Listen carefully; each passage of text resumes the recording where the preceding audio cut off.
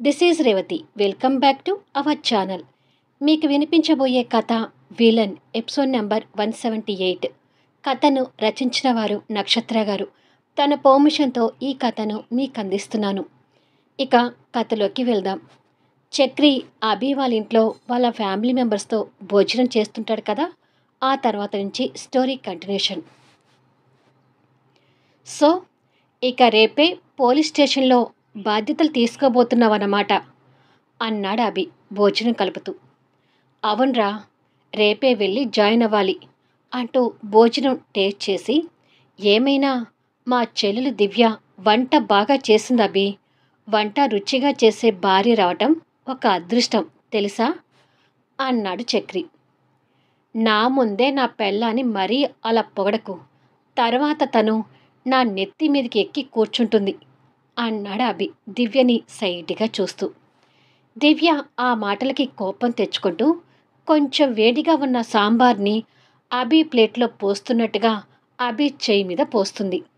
అబ్బా అంటూ ఆ వేడికి చెయ్యి వెనక్కి తీసుకున్నాడు. అయ్యో, చూడకుండా సాంబార్ పోసాను అభి, సారీ అని అంది నటిస్తూ. తను కావాలని పోసిందని అభికి అర్థమై తన వైపు ఉరిమి చూస్తుంటే, పాపం మా చెల్లెలు చూడకుండా పోసిందిలేరా, అలా చూడకు అన్నాడు చక్రి. సరేలే, త్వరగా తిను, మనం బయటికి వెళ్ళాలి అన్నాడు అభి. చక్రిని ఎక్కడికి తీసుకెళ్తున్నావు అభి అని అడిగాడు జయరాం గారు.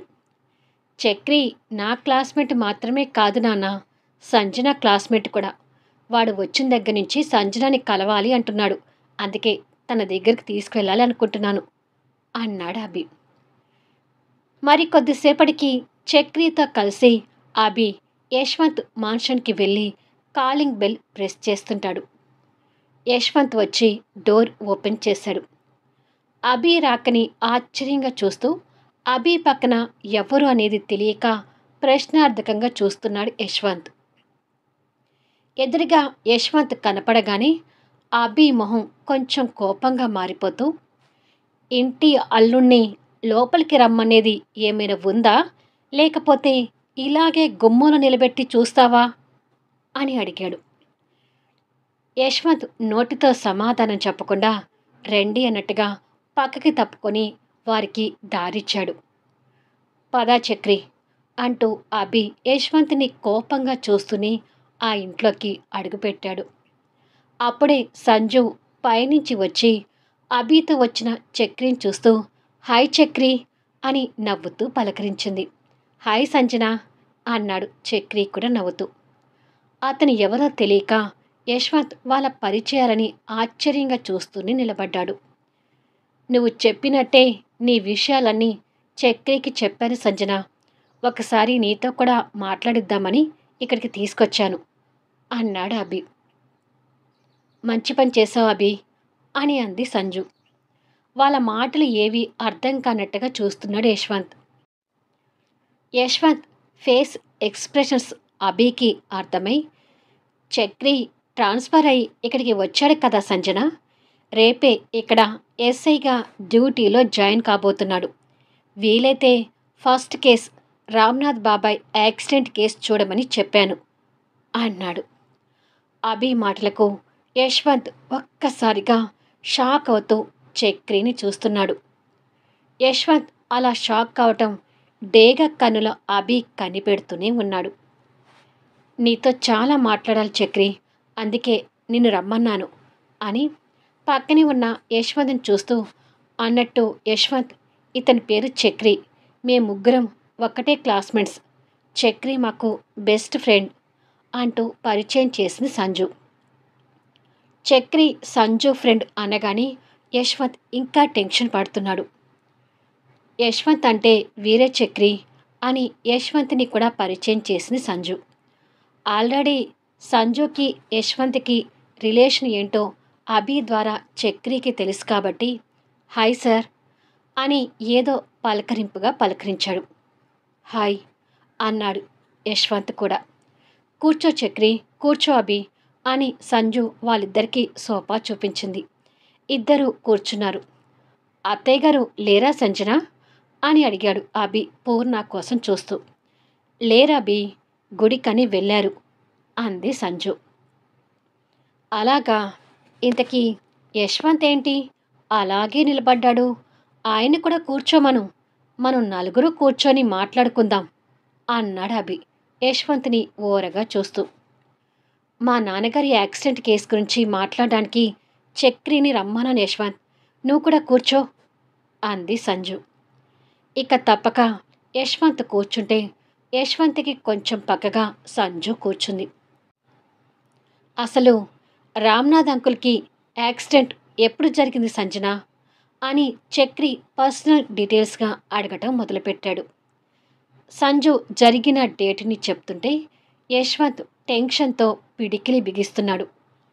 అదంతా అభి కనిపెడుతూనే, డౌట్ లేదు, ఈ యాక్సిడెంట్ వెనుక నీ అస్త్రం ఉందని నాకు అనిపిస్తుంది యశ్వంత్. కాకపోతే సాక్ష్యాధారాలు దొరికే వరకు నేను ఎదుట చెప్పలేను కదా అని మనసులో అనుకున్నాడు. సంజు యాక్సిడెంట్ అయిన ప్లేస్, డేట్ ఇలా అన్ని డీటెయిల్స్ చెప్పి, అసలు ఇంతకు ముందు ఉన్న ఎస్ఐ ఆ కేసుని గట్టిగా పట్టించుకోలేదు చక్రి, లేదంటే అప్పుడే మా నాన్నకి యాక్సిడెంట్ ఎవరు చేయించారు అనేది తెలిసి ఉండేది. ఫైనల్గా మా నాన్నగారి యాక్సిడెంట్ వల్ల నేను నా జీవితాన్ని కోల్పోయి నా చెల్లెలు తమ్ముడు ముందు దోషిలా నిలబడే పరిస్థితి వచ్చేలాగా ఉంది. నా కన్నీళ్ళకి, నా బాధకి మా నాన్నని యాక్సిడెంట్ చేసి తప్పించుకొని తిరుగుతున్న ఆ ఈడియటే కారణం అని కన్నీళ్ళు పెట్టుకుంటూ ఆవేశంగా చెప్పింది. సంజు నోటి వెంట ఈడియట్ అనే పదాన్ని తట్టుకోలేక యశ్వంత్ గట్టిగా కళ్ళు మూసుకున్నాడు. ప్రతి మూమెంట్ని అభి కనిపెడుతూనే ఉన్నాడు. ఎలాగైనా ఆ యాక్సిడెంట్ కేస్ నువ్వే ఛేదించాలి చక్రి, ఆ దోషి ఎవరో నా కళ్ళ ముందు నిలబెట్టాలి అని అంది సంజు ఆర్తిగా. తప్పకుండా సంజన, నీ బాధ నాకు పూర్తిగా అర్థమైంది. ఈ కేసు ఛేదించే బాధ్యత నాది. రేపటి నుంచే ఈ కేసు ఎంక్వైరీ మొదలుపెట్టి ఆ దోషి ఎవరో త్వరలోనే నీ కళ్ళ ముందు నిలబెడతాను అన్నాడు చక్రి. అది విని సంజు సంతోషపడుతుంటే యశ్వంతుల మాత్రం టెన్షన్ పెరిగిపోతుంటుంది. మాలతి కాఫీలు తెచ్చిస్తే చక్రి, అభి కాఫీ తాగుతున్నారు. చక్రి సంజు యాక్సిడెంట్ గురించి మాట్లాడుతూ ఉంటే అభి మాత్రం యశ్వంత్ పడుతున్న టెన్షన్ని కనిపెట్టడమే పనిగా పెట్టుకున్నాడు.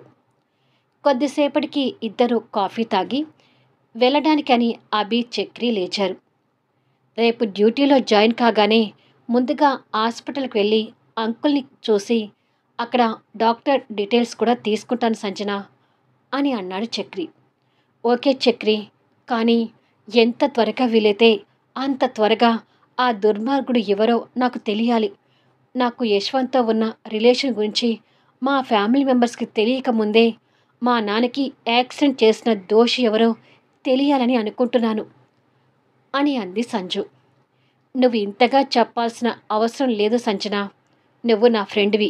ఇంకా పర్సనల్ ఇంట్రెస్ట్ తీసుకుని అయినా సరే నీకు న్యాయం జరిగేలా చూస్తాను. వెళ్ళొస్తాను అన్నాడు చక్రి. బాధపడకు సంజన, ఇకపై నీకు అంతా మంచే జరుగుతుంది.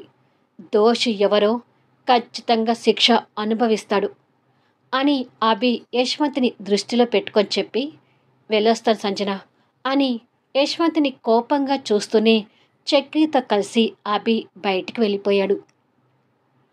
అమ్మయ్య, చక్రి మాటలు నాకు ఎంతో ధైర్యాన్ని ఇచ్చా యశ్వంత్. చక్రి ఏదైనా అనుకున్నాడంటే ఇక వదలడు.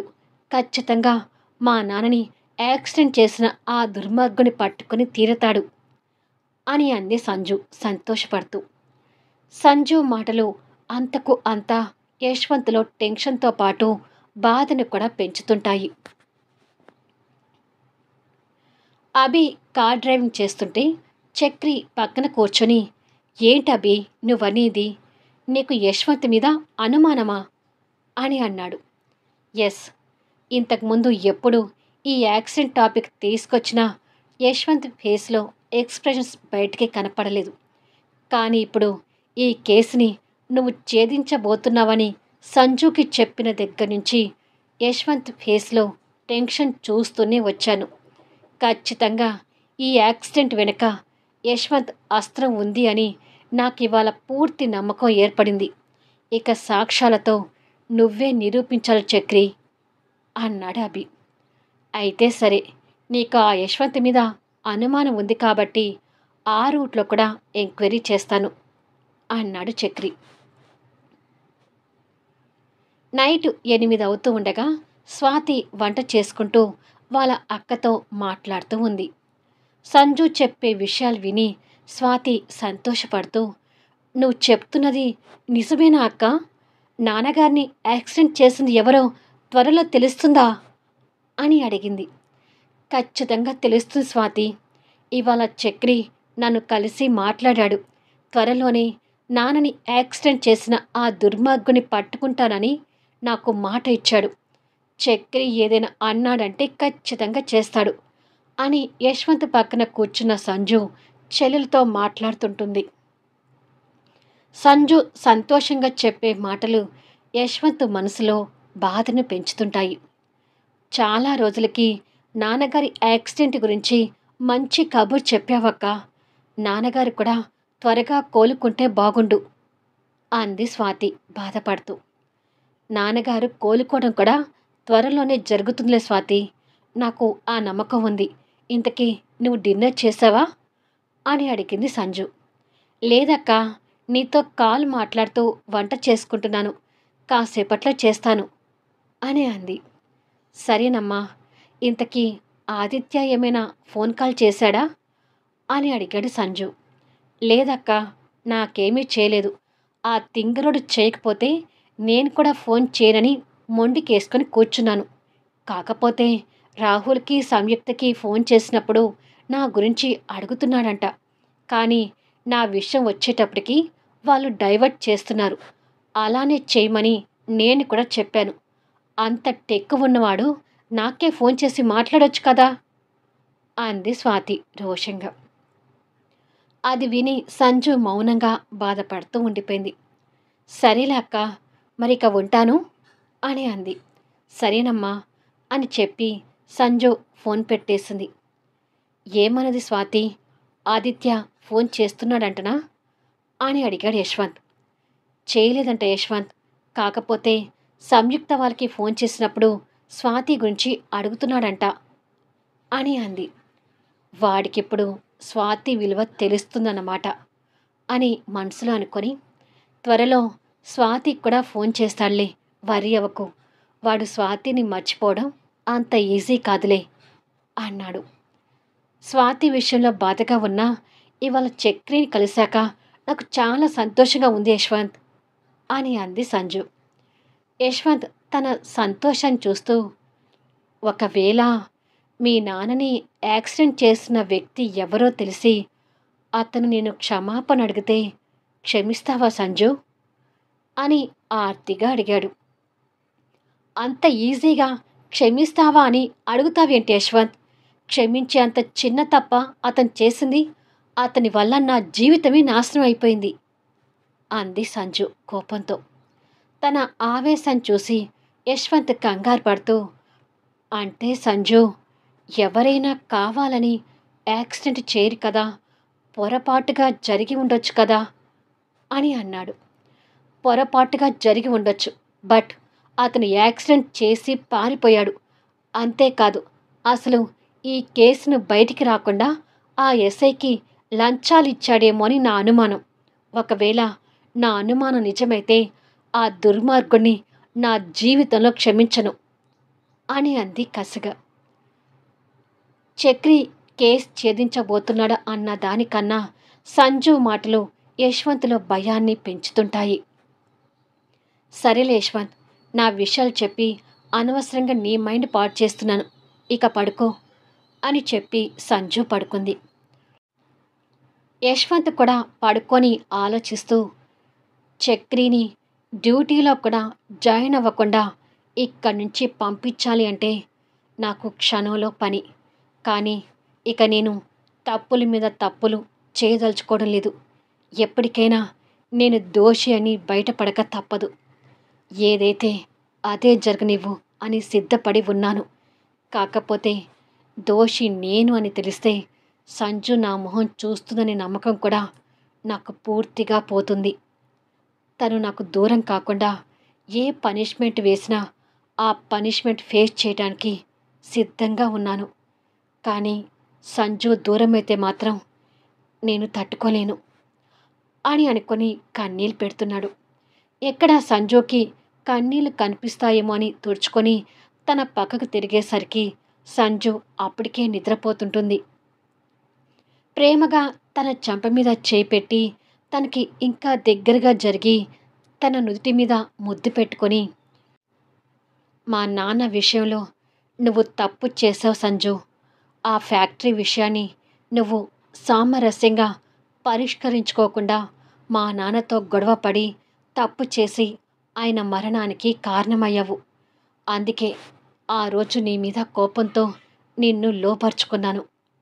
ప్లీజ్ సంజు, నువ్వు నాకు దూరం కావద్దు. నువ్వు దూరమైతే నేను మనిషిలాగా ఉండలేను అని అనుకొని తన్ని హక్ చేసుకుని బాధపడుతున్నాడు. ఇక ఢిల్లీలో ఉన్న ఆదిత్యకి స్వాతితో మాటలు లేక పిచ్చెక్కుతూ, నో, స్వాతికి దూరమై నేను బతకలేను. ప్రేమను దూరం చేసుకోవడం అంటే అంత ఈజీ కాదనిపిస్తుంది. అయినా తప్పు చేసింది స్వాతి కానప్పుడు నేనెందుకు స్వాతిని దూరం చేసుకోవాలి? ఆ సంజు కారణంగా నా స్వాతిని నేను దూరం చేసుకోలేను. స్వాతిని చూడకుండా ఉండటం నా వల్ల కావడం లేదు అని అనుకొని కన్నీళ్ళు పెట్టుకుంటున్నాడు.